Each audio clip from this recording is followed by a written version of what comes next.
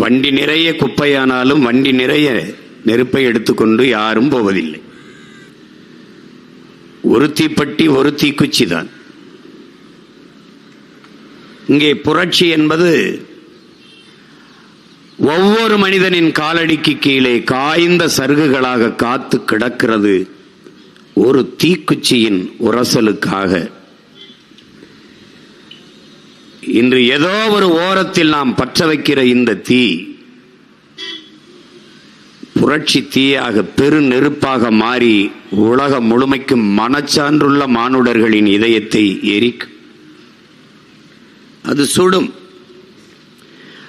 அன்றைக்கு எமக்கு இழைக்கப்பட்டாரு அநீதி என்று அவர்கள் சிந்தைக்குப்படும். யாரு கேட்பது? இதை யார் கேட்பார்? இதை யார் பேச போறா என்று நினைத்து கொண்டு எண்ணிக்கொண்டு ஒதுங்கி போவது எப்படி அநீதிக்கு எதிரான ஒரு போராக ஒரு புரட்சியாக எப்படி இருக்க முடியும்?